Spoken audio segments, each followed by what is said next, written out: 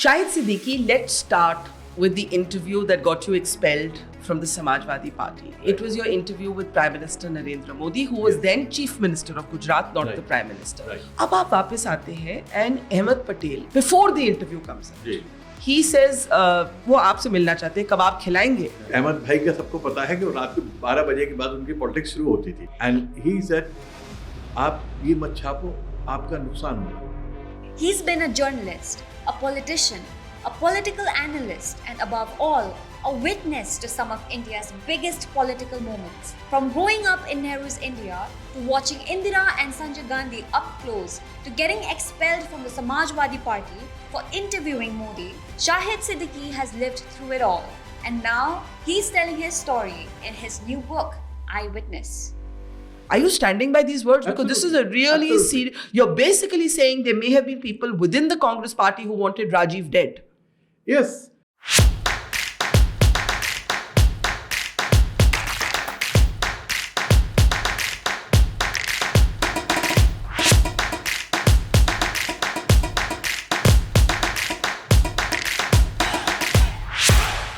Shahid Siddiqui, let's start with the interview that got you expelled from the Samajwadi Party. Right. It was your interview with Prime Minister Narendra Modi, who was then Chief Minister of Gujarat, not the Prime Minister. Right. और वो idea आया कि आप दोस्तों के साथ बैठे थे. उन दोस्तों में शामिल थे Salman Khan's father, Salim Khan, Mahesh Bhatt, the movie director, and Zafar Sareshwala, critic turned fan of Narendra Modi. और उन्होंने कहा कि आप इंटरव्यू करिए. आपने कहा कि मैं करूंगा तो मैं I will ask about 2002 and the riots that took place in Gujarat, and the interview happens. It's quite a tense interview at times, but Prime Minister answers all your questions. Yes, my condition was that Prime Minister should not get up, move out. Another condition was that I will only ask questions about the riot, 2002 riot. Not about development in Gujarat, not about politics, but about 2002 riots. So he should answer all those questions. And thirdly, I said that his condition was that it should be printed as it is. It should not be edited much. And they said that they are going to record it, and because I was only recording it for print. They had a camera also placed there. I remember. But I don't have a copy of that interview. It will be very interesting if it's revealed sometimes. So that interview, he was as calm as he could be. He answered all my questions. He got agitated at some point. At one point, it was very interesting for me, and I found it very interesting. I asked him that if you come to power, अगर आप सत्ता में आते हैं कल को, उस वक्त उनके प्रधानमंत्री बनने का कोई था नहीं, बात नहीं हो रही थी. मैंने कहा लेकिन अगर कल आप प्रधानमंत्री बनते हैं, तो क्या आप अखंड भारत की लड़ाई लड़ेंगे, अखंड भारत बनाएंगे?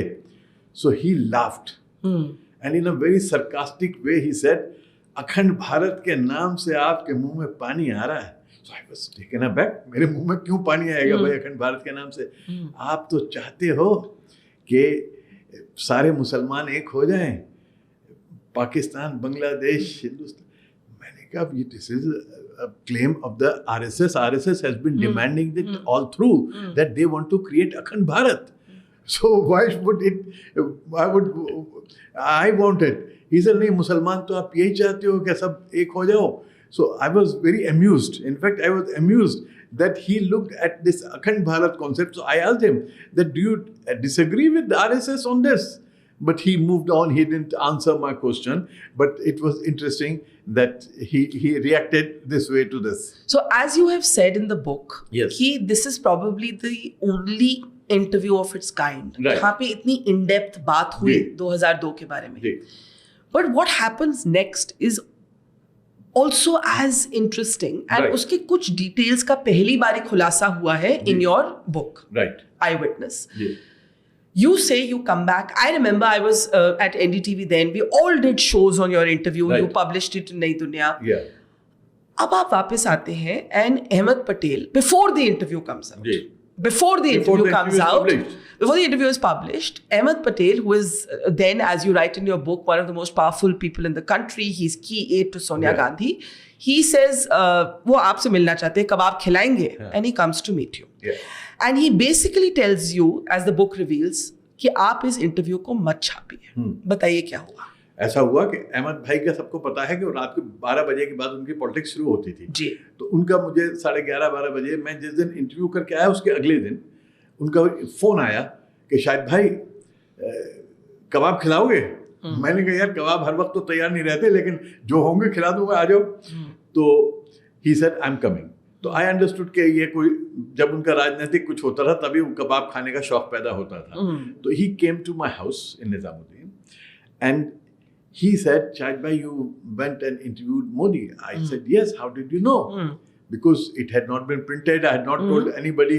He said, हमें सब पता लग जाता है. So he had got the information because, as I have written, that he was the most powerful man in the country after Sonia Gandhi and probably Monmohan Singh. But in a way, he was eyes, ears, and of Mrs. Gandhi. This is Ahmed Patel. Yes, this is Ahmed Patel. And he said, आप ये मत छापो, आपका नुकसान होगा. क्यों नुकसान होगा? And I got annoyed. I said, as a journalist, it's my duty to print it. It's a very interesting interview. For the first time, he has spoken about the riots. What happened during the riots? Where was he? Why did he allow the bodies to be brought to Ahmedabad? Why the army did not come immediately? Why the army was not provided all the vehicles and things like that? So he has answered every question. So this is a historic interview. So why should I kill it? He said, नहीं, आपको अच्छा नहीं होगा आपके लिए. आप ऐसा मत करो, आपका नुकसान होगा. And he also says to you कि आपको राज्यसभा की सीट मिल सकती है. Basically saying कि अगर आपकी इंटरव्यू नहीं छापेंगे तो आपकी राज्यसभा की सीट पक्की है. He kind of, is that fair? He said, because at that point Samajwadi and Congress were working in tandem. They had come together. In fact, I had resigned in 2008 when Samajwadi Party decided to support the nuclear deal.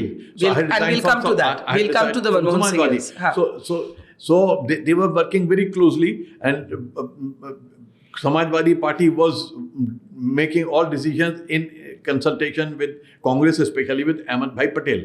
So Ahmed Bhai Patel told me कि आपकी तो राज्य सभा होनी है, तो आप देखो.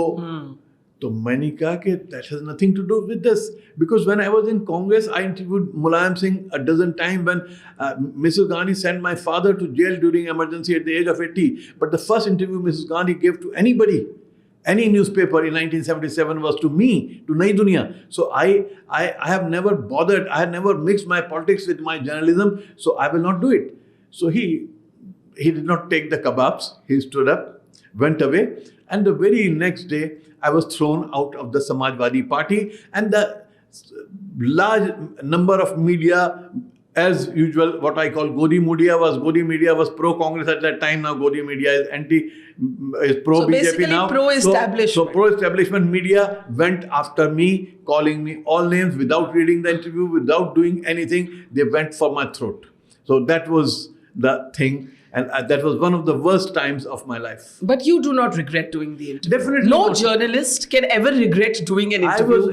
As I've written, I was born in a newspaper office, and my father sacrificed everything for being an honest journalist. So for me, honesty, politics or anything, everything is for building a better society, and journalism, definitely, job of a journalist is to create a better society, not just to inform. This episode also tells you that when it comes to politicians, everybody, ये तो मेरा experience है, आपका भी होगा, कि जिसकी जब politics उनको एक तरह से चाहिए, तो freedom of speech को तो सब भूल जाते हैं, चाहे left हो, चाहे right हो. It's all about politics in the end. Absolutely. Now, in this chapter, very interesting chapter on Prime Minister Modi, whom you met then when he was Chief Minister. You write about meeting Home Minister Amit Shah somewhere down the line at Piyush Goyal's residence, a meeting organized by Piyush Goyal. Yeah, this was much later. Much later? Was this when Prime Minister was Prime Minister then? No. This was before the 2014 election. This was in January 2014 when BJP was going whole hog for capturing Delhi. So Piyush Goyal, who is a good friend, he called me. He said, have breakfast with me. I said, kya hai? He said, Amit ji will also be there. Please come. So I went to his house in Pandara Park. Pandara Park, I went to his house. And there I met Amit Shah ji, and we had nearly 1.5 to 2 hours of discussion and breakfast. And he asks you whether you would join the BJP. He said that Modi ji ne kaha hai ki aap join kar lijiye, and I've spoken to the BJP President Rajnath Singh ji, and tomorrow press conference you will join in the party office. So I was, you write that you were not close to the idea. No, I was not close to the idea. Moreover, taking me for granted. You have decided the press conference, you have decided everything without even consulting me, expecting me to jump at it and do it. So I said, look, I was in Samajwadi Party and I agreed with them 70%, but still it was a problem for me, and I had to leave the party. With you, I disagree 70%. So tomorrow either you will throw me out or I will leave. So there's no point in my joining the BJP, but still I will think about it. I was told, soch ke batao. So I thought I'll think about it. And I spoke to my people and I came to the conclusion that although at that point I believe that Modi will be like Atal Bihari Vajpayee. Once in power, he will work for the welfare of everybody, so in your rising book, above everything. But that has not proven to be right. We'll talk a little bit more about what you say about that, but let's just rewind thoda sa. Yeah. जब आपको Samajwadi party से निकाला जाता है क्योंकि आपने मुख्यमंत्री नरेंद्र मोदी जी का इंटरव्यू किया है, in your book you reveal that it is your belief that the Congress's Ahmed Patel, who told you not to publish their interview, asked the SP to throw you out. That's what my belief is. I have no proof that but I believe that because it was not read by Ram Gopal Yadav, it was not read by anybody. Ram Gopal Yadav suddenly came to the media and said that he is not part of our party. Media laughed. They said he joined in the presence of Adam Khan and Akhilesh Yadav and Mulayam Singh Yadav. So how is he not part of your party? He said, no, he's not part of our party. So they, in a way, distanced themselves from me, and I was told that by some senior people, I can't reveal their name because in confidence they told me that it was Mr. Ahmed Patel who rang up Ram Gopal and rang up Amar Singh and told them that, look, this will damage you and we don't want it, we don't want the interview to be published, and therefore see to it that he does not remain in your party. And now fast forward to this time, a little, maybe 2 years or 1.5 years later, when this offer is made to you, and you consider it, क्योंकि आपको लगता है कि, maybe this can be a good thing, but later you say, no, I made the right choice. But in the chapter on Mr. Modi, you also write that you think he has been the most significant political leader since Indira Gandhi. And you also say that he has an ability to keep reinventing himself. That's in fact how the chapter ends. कि आपको लगता है कि वो दोबारा एक बारी अपने आप को reinvent करेंगे और थोड़ी झलक उस reinvention की आपको ऑपरेशन सिंदूर की हैंडलिंग में नजर आई. Can you talk a little bit about that? No, I believe that he is one of the most adaptable politician I have ever known, I have ever met. And look at his adaptability, that not coming from a very technical background, not coming from a lot of good education. He was the fastest to adapt to modern technology, internet, AI, everything. He goes very fast. So he is able to change himself. He did not contest any election. He was not holding any post earlier. But as soon as he became the chief minister, he was the most versatile, most active, most dynamic, most powerful chief minister. He adapted so fast to that. I have not seen anyone else who is for the first time, in their life at that stage of 60 plus, get a political position and they adapt so fast and take control of everything. He did that. And then coming to Delhi, for the first time, he had never been in the parliament. He had never been not in Delhi upper circles, but he is able to take command of Delhi's politics, Prime Minister's office, PMO, and most powerful PMO he has created ever. Even I believe that even Mrs. Gandhi's PMO was not as powerful as Narendra Modi's PMO is. And you say that part of that adaptability was witnessed in how all party delegations were deployed after Operation Sindoor. Even the choice to make Colonel Sufia Qureshi one of the faces of Operation Sindoor's messaging. These are all signs of his adaptability. आप मुझे ये बताइए that since that 2012 की मुलाकात, which was quite a tense मुलाकात, फिर आपको offer किया बीजेपी, आपने मना किया, उसके बाद कितनी बारी I saw on your Twitter feed कि एक दो बारी आप मिले उनसे उसके बाद, वो मुलाकातें कैसी रही? मेरी मुलाकातें 1-to-1 नहीं हुई, ग्रुप्स में हुई। आप ग्रुप्स में हुई तो कुछ मुस्लिम ग्रुप्स गए उनसे मिलने। ये हुआ कि जब ये पहलू खान और ये सारा कुछ हो रहा था, लिंचिंग की बात कर रहे हैं आप, उस वक्त हम जाके मिले और उनसे कहें we hope that he will intervene and he will speak out against this. तो हम लोग गए और हमने अपने प्रॉब्लम्स उन्हें बताए। उसके अलावा मैं एक फंक्शन में उनसे मिला तो वो एक बार मुझे पीएमओ प्राइम मिनिस्टर हाउस में भी एक गेट टुगेदर में उन्होंने बुलाया तो लोगों से वो मुझे मिलवाने लगे, मोदी जी ये जो है इनका बहुत नुकसान हुआ मेरी वजह से। Referring to the interview and your expulsion. My expulsion from Samajwadi Party and my losing everything in politics and the secular band going after me. ये सर इनका बहुत नुकसान हुआ मेरी वजह से।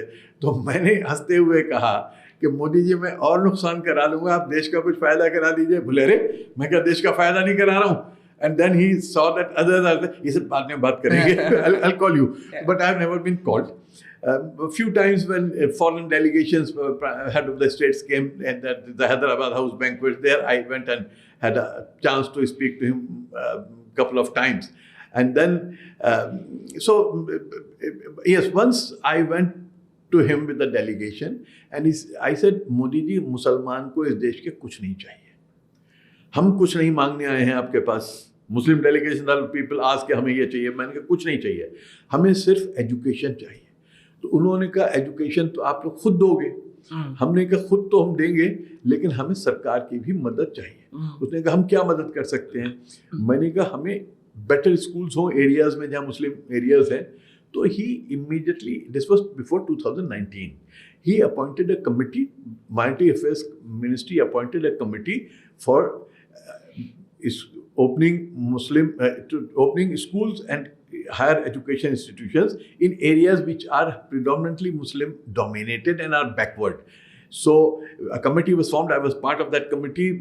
Vice Chancellor Jamia, Vice Chancellor AMU and other officers were there, and we submitted a report in 6 months, and we were assured that funds will not be a problem. And we said that 250 residential schools should be opened in these blocks where Muslims are predominant and educated. So that was it. But as the 2019 elections came, it was sent into deep freezer.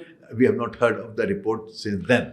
So one of the interesting things of your book is you're clearly a political critic of Modi, but your journalistic training makes you quite objective in your assessment of him. जो मुझे ऐसा लगा कि आपकी politics जो है वो है, लेकिन आप उनको एक journalistically objectively appraise भी करते हैं. You have also not stopped engaging with those whom you disagree with. Yes. And the most important example of this is your meeting with the RSS chief, Moan Bhagwat. Right. और उसमें आप, नजीब जंग साहब, S.Y. Qureshi साहब, general Zamir and I think Mr. Sherwani, ये एक delegation बना के आपने चिट्ठी लिखी to RSS.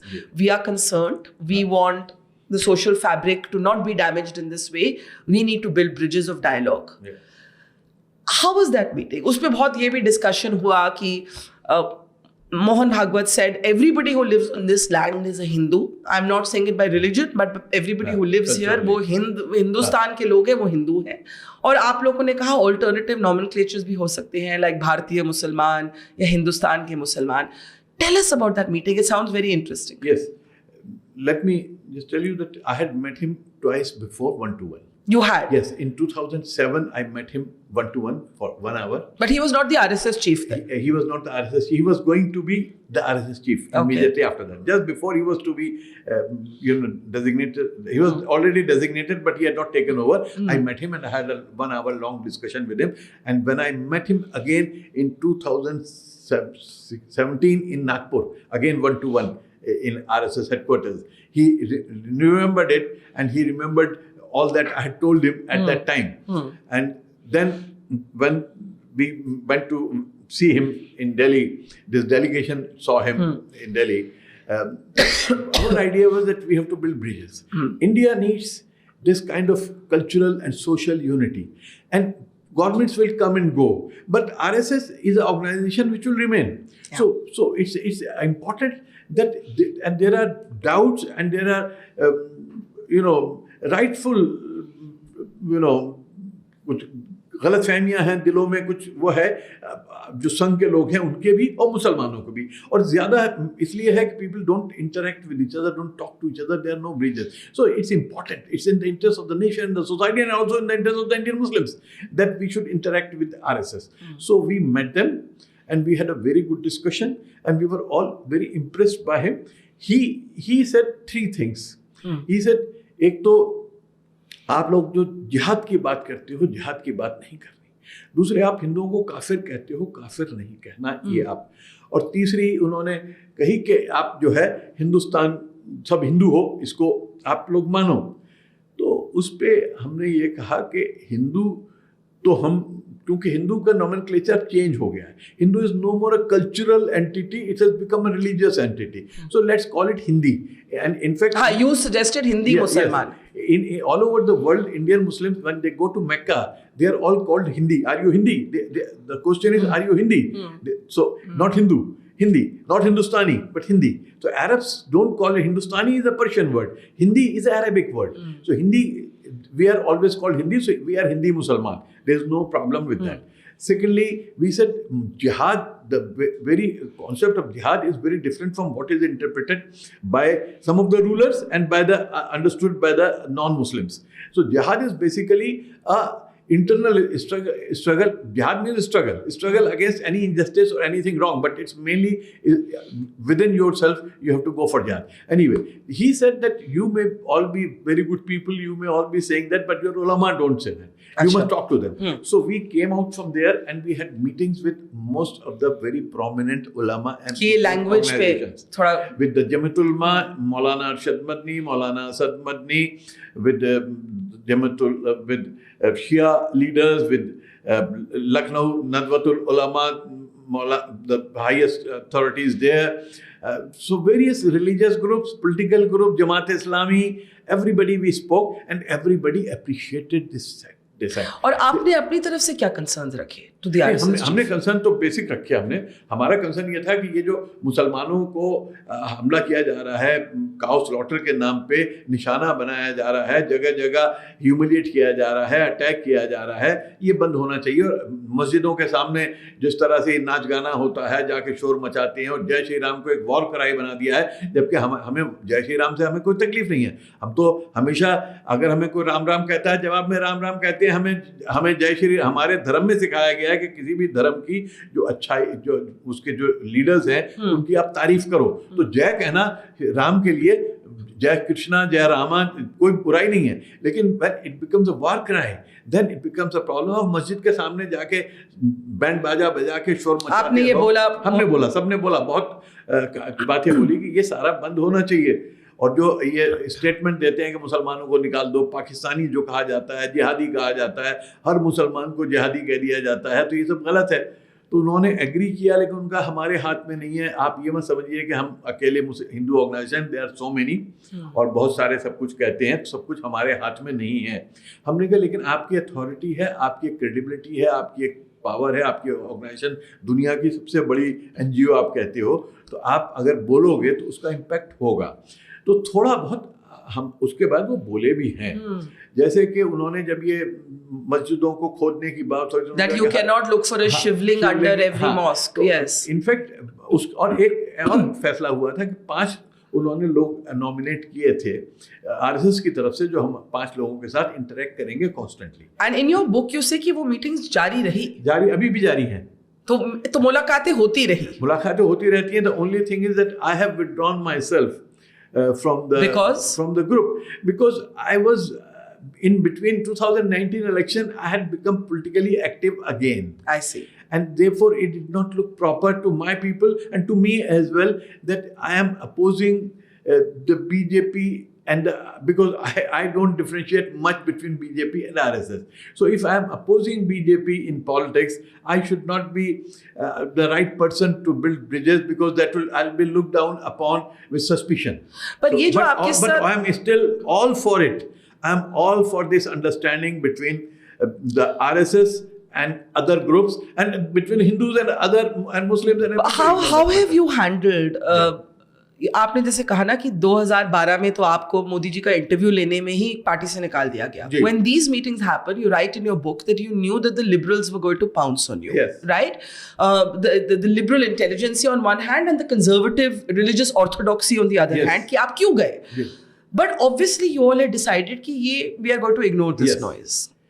Has that noise quietened down कि अभी भी आपको target करते हैं? Interesting thing is that they did not pounce upon us. They did not. Except for a few so-called liberals whose politics is liberalism has become their badge of honor. वो जिसको मैं कहती हूँ liberal dogma. Dogma. Except for few of them, none of the Muslims, none of the Muslim religious scholars, none of the Muslim leaders pounced upon us, except for one or two who wanted to do their politics. Nor the so-called secular party leaders condemn us. In private, everybody said this is a good step, go ahead. So, and as so far as Muslim masses are concerned, this was welcomed everywhere. Everywhere we met, and I do a lot of interaction with masses. So you have withdrawn from this process? Because Muslims believe that it's high time. It's high time that there should be build bridges, and Muslims should not be seen as outsiders. Muslims should, and the effort has to come from Muslims, not from the other side, because they are आज वो दबे हुए हैं, उनको they are harmed because of this environment, this vicious poisonous atmosphere has to go in the interest of Muslims, and so the Muslims are supporting us. So ये कितनी बारी meetings हुई आरएसएस के साथ? आरएसएस का जिसमें मैंने हिस्सा लिया भागवत जी के साथ, तो मैंने 2 तो मेरी इंडिविजुअल मीटिंग हुई हैं और 2 ग्रुप के साथ हुई हैं. उसके बाद भी इनकी शायद 2 मीटिंग्स और हुई हैं, और जिसमें जो ग्रुप्स के साथ जो 5 लोगों का ग्रुप बना था उसमें से 4 लोग आते हैं, उनके साथ भी हमारी मीटिंग्स हुई. They are being invited you said Monmohan Vedya doesn't come for the meetings. Representatives of all Muslim political groups also, and they also participated, and they were also very impressed, and they were also the representative of Jamaat Islami, Jamiatul Ulama, all went and met the RSS representatives. Yes, with this RSS group. तो क्या बातचीत होती है इन मुलाकातों में? सब में अपनी honest होती है. ऑनेस्टली हम आप बताते हैं कि हमें क्या प्रॉब्लम है, हम आपसे क्या शिकायत रखते हैं. These are honest, because one thing is very clear that we are not going there for any, किसी का वेस्टेड इंटरेस्ट नहीं होगा. सिर्फ हम नेशनल इंटरेस्ट में, सोशल इंटरेस्ट में और कम्युनिटी इंटरेस्ट में बात करेंगे. Do you think any results have come from this? उधर से भी साफ बात आई है कि भाई साहब एक बात उन्होंने कही, और ग्रुप भी कहता है कि एक बात तो आपको मान को चलना पड़ेगा कि ये हिंदू राष्ट्र बन चुका है. ये उन्होंने बोला इट्स ऑलरेडी हिंदू राष्ट्र. इसका क्या मतलब है? We don't have to change the constitution और anything, it's already a Hindu Rashtra. So I don't know what इसका मतलब क्या है, लेकिन इसका मतलब यह है कि they believe that they don't have to change the constitution. The constitution can remain the same, but in practice it becomes pro Hindu in every area which is happening. So how did the Muslim representatives respond to this? They were slightly taken aback, and some of them responded that ये तो secular Hindustan है, और जब तक एक संविधान है तो सेकुलर रहेगा, ये हिंदू राष्ट्र तो नहीं हो जाएगा. तो उनका कहना ये था कि for all practical purposes it's a Hindu राष्ट्र. But you know, the point is someone has to officially, ये तो दरवाजों के पीछे ये बातचीत हुई है, right? मैं आपसे पूछना चाहती हूँ कि इन 2 ग्रुप्स की जब मुलाकातें होती हैं, 2 different ideologies, 2 different faiths, Do you feel something has come out of it? Do you believe that it has been a productive dialogue? जैसे आपने कहा कि आपको मोहन भागवत की पब्लिक स्टेटमेंट्स में थोड़ी सॉफ्टनिंग नजर आई. देखिए, हम लोगों के बीच में बहुत बात हुई और हम में से 5-10 जो लोग हैं, हमने हमेशा इस सवाल उठाया कि इट्स मीनिंगलेस, कोई फ़ायदा नहीं हो रहा, it's not productive at all, let's give up. लेकिन फिर हमेशा सवाल ये उठता है कि ये नहीं तो फिर क्या? What do you do? Because the atmosphere is not in the interest of the nation and the society. Therefore, ये तय हुआ कि दरवाजे खुले रहने चाहिए. दरवाजे भी अगर बंद हो जाए तो at least windows should be kept open. And I have always believed, whether with Pakistan, with anything. And look, in 1980s, I interacted with all the Vish Hindu Parishad leaders. All. I was part of a lot of discussions. And with Pakistan also, I was always part of this track to discussions with Pakistan, because I believe that there's need for interaction and dialogue between the worst enemies. But चलो पाकिस्तान तो चलो adversarial nation है, ये तो अपने देश की बात है ना, ये तो हमारे देश की बात है. We are one nation, we are one people. So why can't we sit down and talk honestly? We may disagree, we may agree to disagree. So with RSS or with any organization, even with Vish Hindu Parishad, Bajrang Dal, I have no problem in talking. Are the conversations polite? Yes, they are the most polite. कुछ झगड़े नहीं होते. In fact, everybody knows that when you talk to an adversary, your tone has to be very proper. Like my interview with Modi, my tone was very soft. So some of the critics said, अगर हम होते तो हम तो वहीं पे लड़ लेते, गाली जो आजकल टीवी चैनल्स पे होता है. But I knew very well. When I interviewed Mrs. Gandhi, I knew that I have to speak to her softly. I was asking the most difficult questions in a most soft tone. When I don't have a good question, then I am very aggressive. When I have good questions, I am very soft. Yes. So I was very soft with Modi ji. I was not aggressive at all. And similarly, when we speak to RSS people, they are also very, very soft and proper and decent, and we do the same. So, I think dialogue has to go on. Yes. I think it is a good initiative that is taking place. But since you are a critic of both the BJP and the RSS, a political critic, let's come to the state of the opposition and what you say about it in your book. Yes. अब आपने राहुल गांधी की बात की और आपने उनके भारत जोड़ो यात्रा की प्रशंसा की. You have praised it, you have said it helped him, it transformed him, all of that. Yes. Yet, somewhere there is this conclusion in your analysis that in the future, it is other opposition leaders, like an Akhilesh Yadav, for example, whom you say, Doodh wala with laptop, that positioning will be a more acceptable positioning. He will be more acceptable as an opposition leader than a Rahul Gandhi. Why do you think so? This is my analysis as a political observer, because I wear 3 caps: as a political analyst, as a journalist, and as an active politician. That I have great regard for Rahul Gandhi. And I'm not questioning his leadership abilities and qualities. And I think one who can fight defeat after defeat after defeat and still stand up. Earlier, I didn't regard him so well as I do today. Because I have not seen any other leader who, after so many setbacks, is able to stand up proudly and fight back. So that has earned him a great regard from me. But his problem is the Congress party. He is not the problem. It's not the other way around. Most people think. No, people don't understand, because I've worked. Can I use a recent example? Sorry to cut your flow. अभी जब Donald Trump ने भारत के बारे में बोला, India is a dead economy, ठीक है.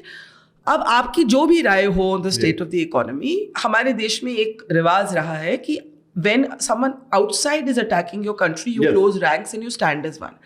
अब बड़े ध्यान से देखिए, कांग्रेस पार्टी के जो लोगों के बयान थे, सबने ट्रंप की निंदा की.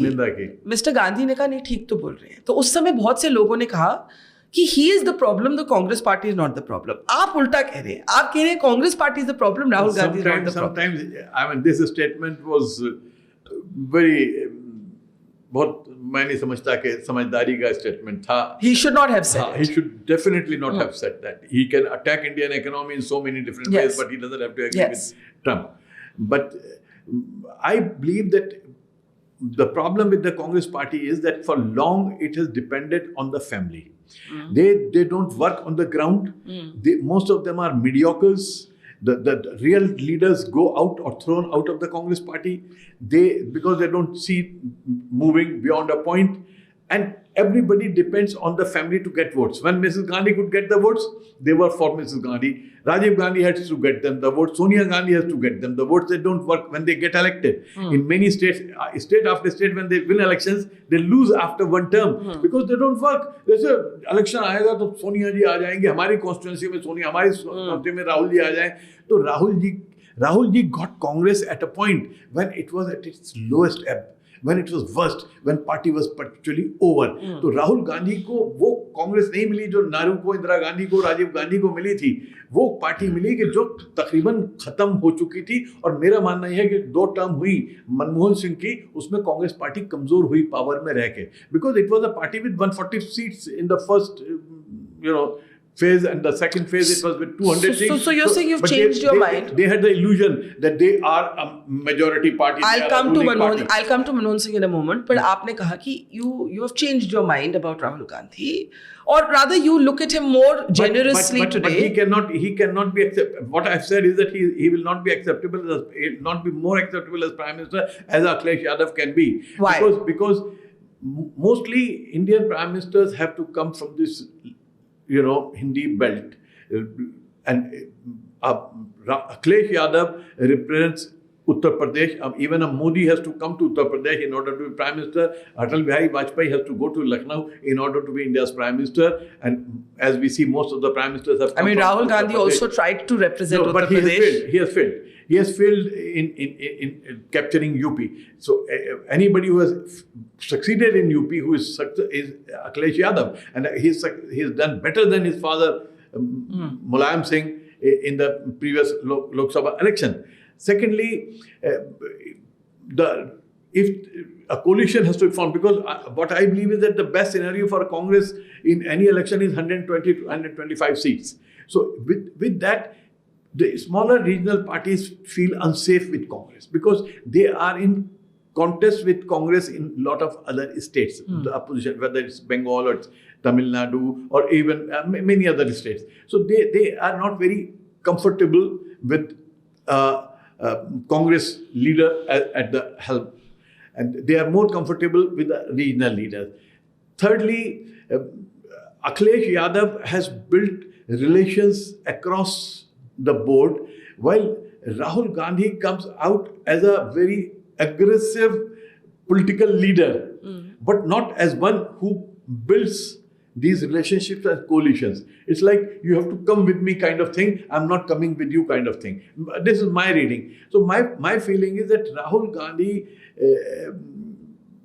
for the moment, if in the next election there is a coalition and Congress gets about 120 seats, then it will not be in a position to lead.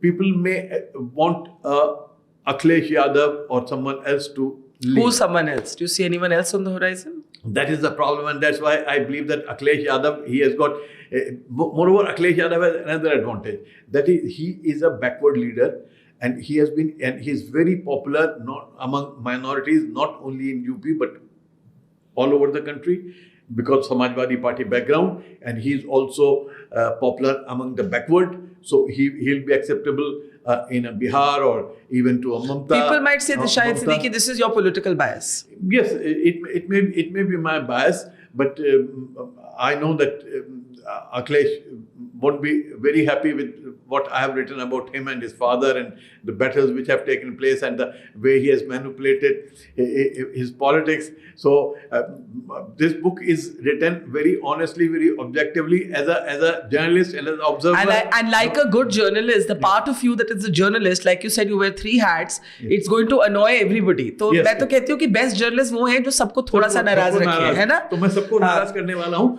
लेकिन मेरी अपनी फीलिंग है, मतलब मैं नहीं कह रहा कि अखिलेश होगा. If you ask my personal view, I believe that if Congress is not able to get 150 plus seats, then it should look for someone else as the prime ministerial face. And that face can be Akhilesh Yadav. Because Rahul Gandhi, of course... but you're not suggesting entering the next election with the PM candidate? No. I'm talking of post-election, because I don't think they should enter the elections with a PM face at all. It will not suit them. As of now, it looks like Modi will be the PM face in the next election as well. That is my Despite reading. the fact that he will be 79 or 80. And I don't think it's going to be an issue for the voter. That is not going to be an issue for the voter. It should be an issue for the son. That is, and we'll have to see what that dynamic plays out. अगर मैं अपनी instinct आपको बताऊं तो मुझे लगता है Modi ji will be the candidate. Do you agree with me? I agree with that. And you are saying that in that scenario, the opposition should not enter with a candidate, but you feel that an Akhilesh Yadav kind of consensus builder from the Hindi heartland will be more acceptable to the opposition. It should be a collective leadership, because I was part of the formation of Janata Party as a young man. I worked with Babu Jagjeevan and Bahuguna in 1977 when the CFD was formed. I was spending a lot of time at Babuji's house when all this was happening. I have seen the formation of Janata Party with VP Singh and everybody. It has to be collective leadership. In fact, even with Janata Party in 1989, VP Singh was not the face. In fact, it was... They will... So you think Rahul Gandhi's weakness is A, he's not representing UP, he's failed in UP. Yes. And B, he's not a consensus, he doesn't have the personality of a consensus builder. He is trying his best, but his style of functioning is not that of a consensus builder. Is that of a Ekla Chalo Re. His style is that of a Mamata Banerjee. Ekla Chalo Re. I know, I'm telling, I can do it, we can do it. He's very hardworking. I have great regard for him. But as a political analyst, I believe that he has failed in that. And another failure is that election after election, even where they win, even where they have a base, they are not able to consolidate it. And many times he takes very impulsive decisions. His impulsiveness doesn't go with a good consensus builder. He's very impulsive. How do you see the role of his sister? There was a lot of talk about how she would be the game changer. I have always been in favor of Priyanka, because I saw her on the night Rajiv Gandhi was assassinated. And I'm going to come to that. I was in that house on that night when Rajiv Gandhi's news of assassination came on 21st night, and I was there at Tanjanpat, and I saw how she took command of everything when Mrs. Sonia Gandhi ji collapsed. As soon as she heard the news on telephone that Rajiv Gandhi is no more, she collapsed, and it was Priyanka, and the whole night I spent over there, and the way at the age of 17 or 18, she took command of everything. I was so impressed by her that she has the leadership quality of a great, great leader. And she is able to communicate just by looking at people, just by smiling, just by waving her hand. This is the X factor of which a Shah Rukh Khan has got, which a Salman Khan got. It is not the handsomeness of Shah Rukh Khan or Salman Khan which makes people attracted to them. It's the X factor which you cannot define. So Priyanka has got that X factor which may be missing in Rahul. But so far, Priyanka's presence in politics has been not as dramatic as people like you may have expected or hoped. Would you agree? Yes. He has been deliberately kept away by the Congress leadership and by the family. Why deliberately? By the family. I think she herself believed that her brother should come forward, and she has great faith and love for her brother. And I have also written that I believe that Rahul Gandhi was always interested in politics, unlike her father.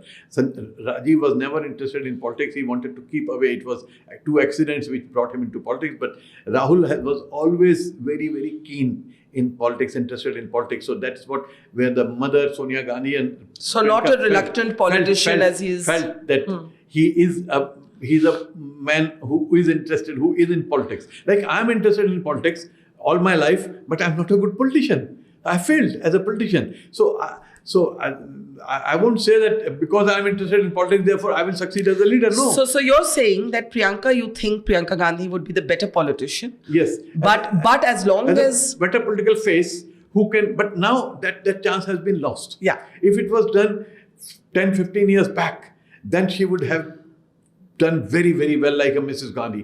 But now that is not there, so it will not be possible for her to succeed. Now, of course, you write very vividly about the day Sonia Gandhi gets the news that Rajiv Gandhi has been assassinated, and how Priyanka, who would have been definitely either 18 or 19 at that time, takes over everything as a young girl. Rahul is not there at that time, young woman rather. It's a very vivid description. But what you say about Rajiv Gandhi's assassination is the really dramatic nugget in your book. Yes. You basically say that you believe that there is, or there was, an international conspiracy that went beyond the LTTE. That the LTTE, you write, was contracted, according to you, by this, whoever was behind this international conspiracy. And then you say two things, which really, I was reading your book at night and I bilkul aise utھ ke baith gayi. Because you say, one, that there is an international arms dealer link here. Two, you say there is a Chandraswamy link here. Three, and this is the most important thing, you say there were people within the Congress. You basically said there were people within the Congress who had interest in Rajiv Gandhi not living. Right. Are you standing by these words? Absolutely. Because this is a really serious... You're basically saying there may have been people within the Congress party who wanted Rajiv dead. Yes. You're standing by it? Absolutely. Absolutely.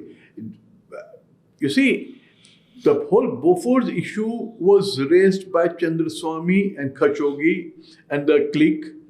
Narasimha Rao was part of this all along. VP Singh and Arun Nehru were part of this. And they conspired to defeat Rajiv Gandhi at that point in 89. And then in 91, when they knew that Rajiv Gandhi is coming back to power, they felt threatened.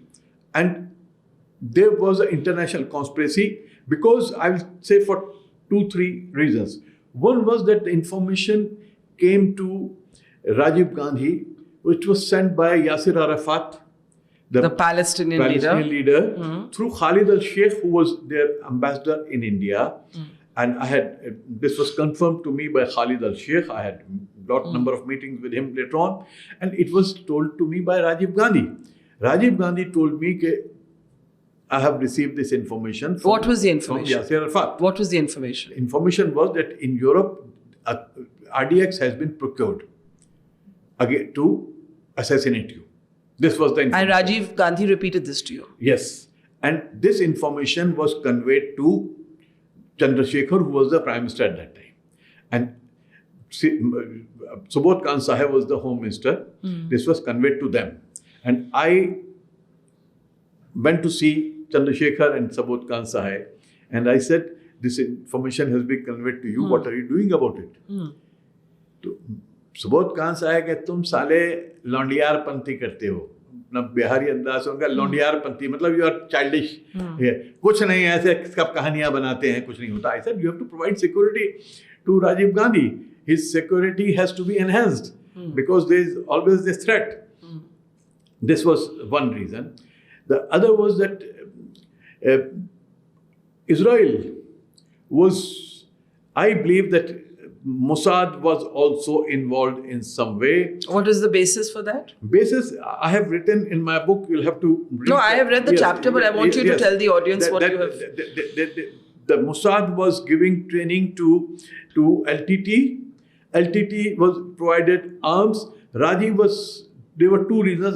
Number one, Rajiv was supposed to be very close to the Palestinians and Palestinian leader. Secondly, Rajiv Gandhi in 1990, when Iraq was to be attacked, and there was this whole coalition to attack Saddam Hussein and Iraq. Rajiv Gandhi took the initiative. He was leader of the opposition at that time. Took the initiative. He flew to Moscow to speak to the Soviet president, Gorbachev, and he tried to see that Gorbachev intervenes and sees that Iraq is not attacked. From there, he flew to meet Rafsanjani in Iran and tried to bring Rafsanjani and Saddam Hussein closer.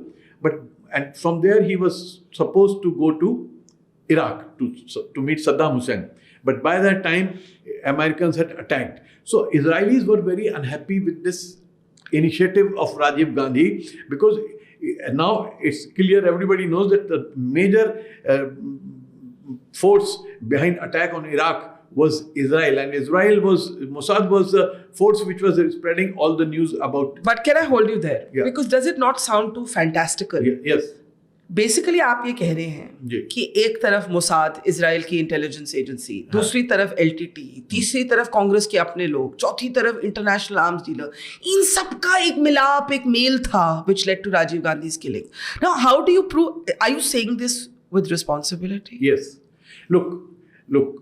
I feel that this should be reinvestigated.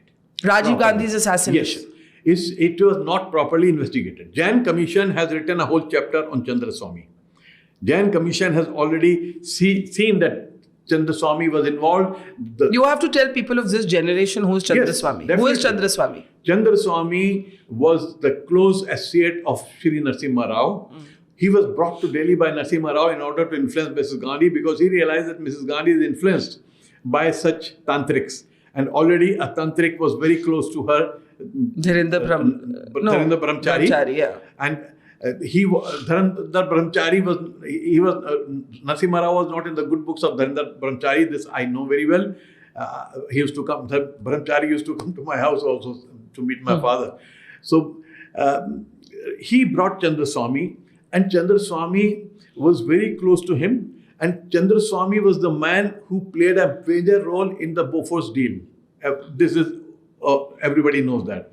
He was working with Khashoggi, one of the biggest arms dealer, who was supplying most of the clandestine arms to all these forces all over the world. There are so many cases against Khashoggi.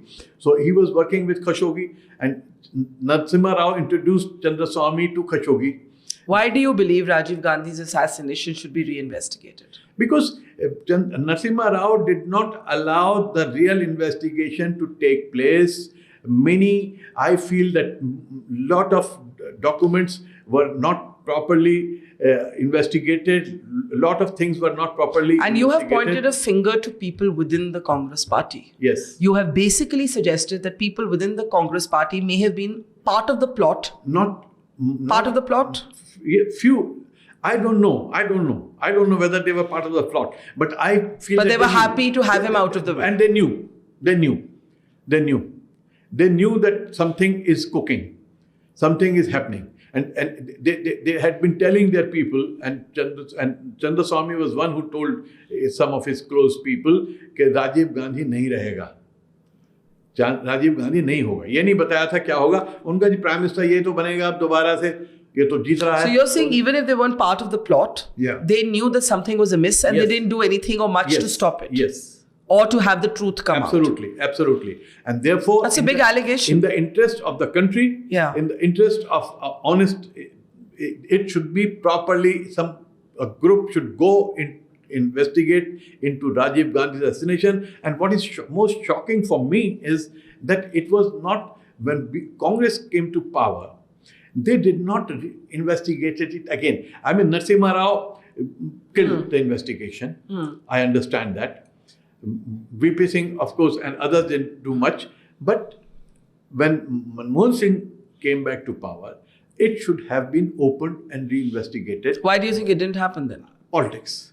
Because now DMK was part of the coalition, and earlier Congress itself had brought down IK Gujarat government because they said DMK's involvement is there according to Jain Commission report, DMK's involvement is there in the Rajiv Gandhi's assassination, and therefore either it should be thrown out or we will withdraw our support to IK Gujarat. And IK Gujarat's government fell on this very question. But the same DMK became part of the alliance in 2004.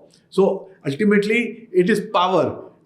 All these politicians, in last 50 years of my life, I have seen that politicians ultimately want to remain in power at any cost. They sacrifice anything. They sacrifice families. They sacrifice nation. They sacrifice principles. They sacrifice everything just to remain in power, and which is not just in India, that's general. But there should always be people who should stand up. And unfortunately, there are very few people in this country right now who stand up for justice and truth and principles. You have brought up Dr. Monmohan Singh. So we should spend some time talking about what you write about him. Yes. And you say that you definitely agree, as he used to say, that history will be kinder and he is missed. And I think that is, even his critics, as you say, would agree with that. Yeah. But you opposed him bitterly on the Indo-US nuclear deal. Yes. And you write in the book that you do not know कि भाई क्या था ऐसा that Monmohan Singh was willing to stake everything, lose everything for that deal. Barkha, I have been proven right. How?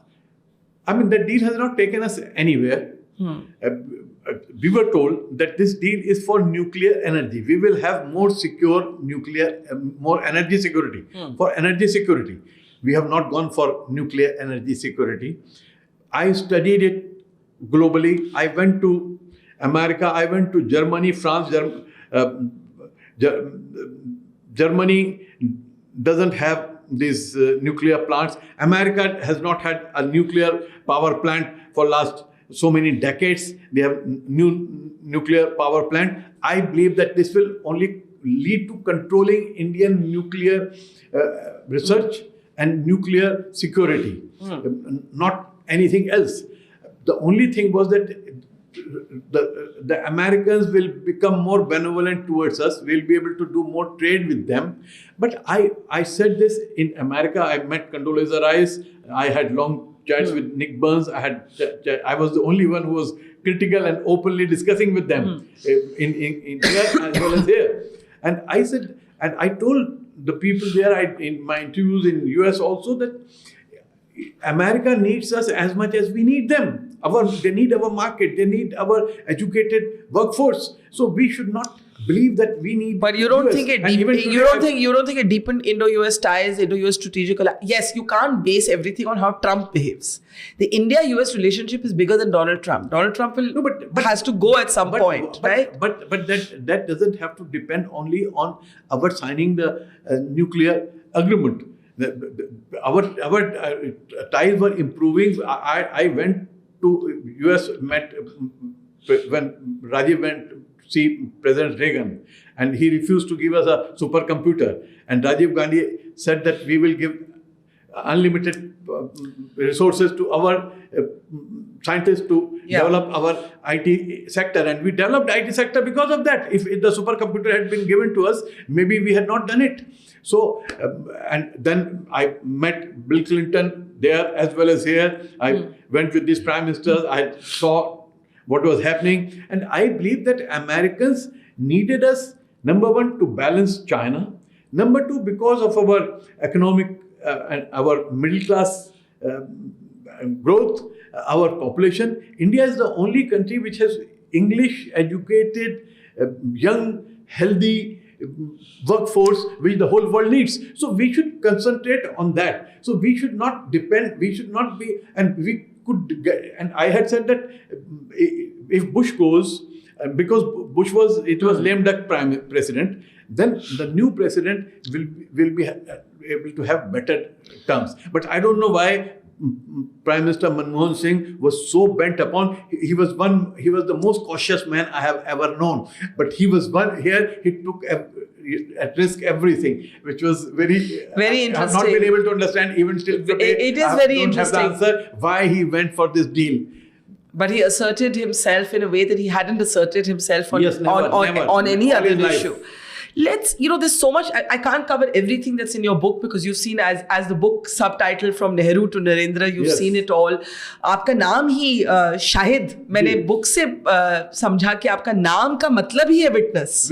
Eyewitness. And I witnessed India from my childhood because my father was in the national movement and he was close to Pandit Nehru and Govind Vallabh Pant and Maulana Azad. And as a child, I was able to meet all these leaders because I used to go with my father to meet these people. I want to end though with talking a little bit about Indira Gandhi and Sanjay Gandhi. Yes.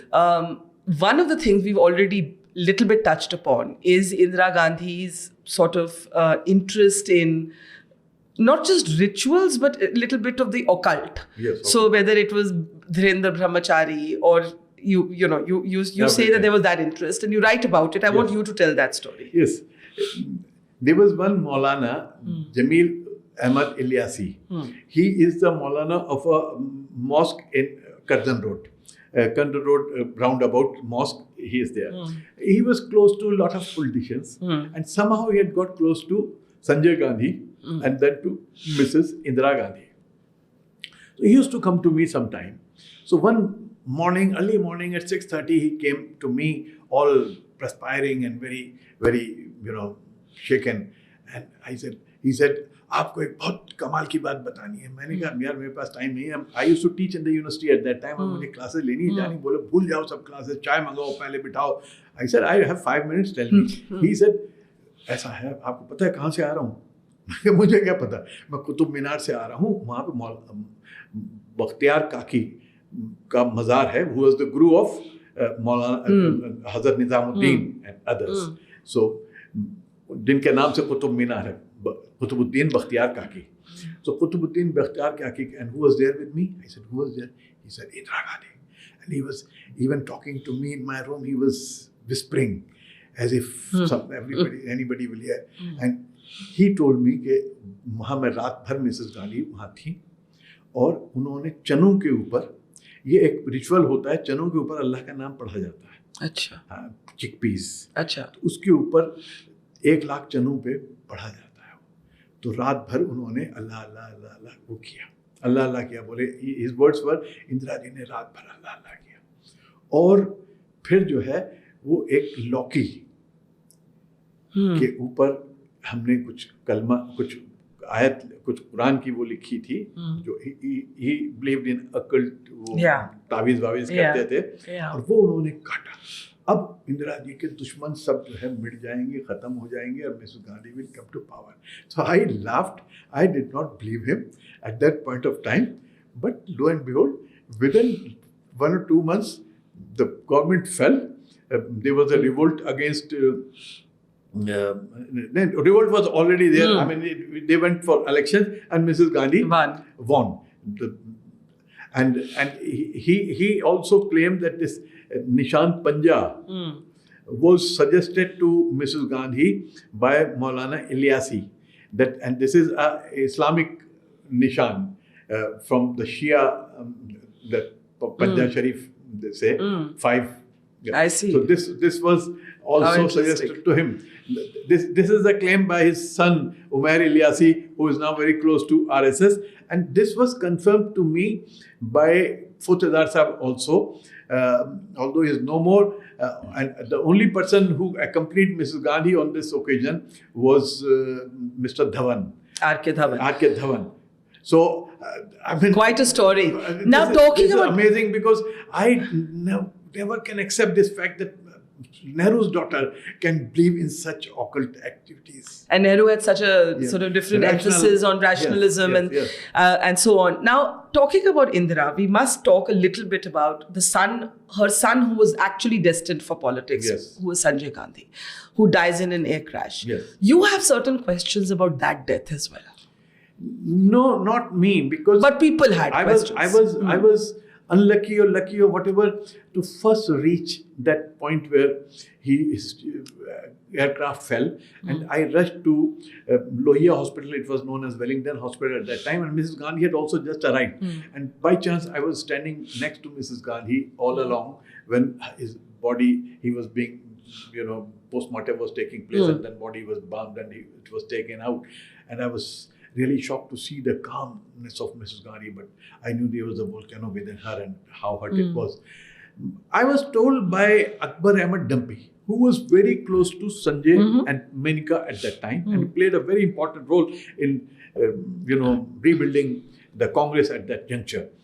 He told me that he believes that there was KGB behind it, because Sanjay was influencing, when she had come back to power, was influencing her a lot, and he was taking Congress away from Russian bloc towards the American bloc. It was known that he was against the leftists and communists. He was not for close friendship with the Russians. He wanted an open economy. He was for, Western culture and Western... But is this just a conspiracy theory, or is there any reason to take this theory seriously?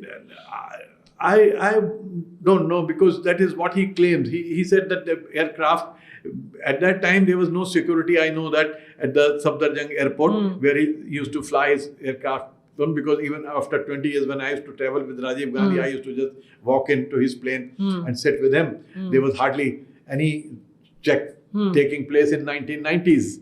So in 1980s, of course, anybody could have gone and sabotaged the plane.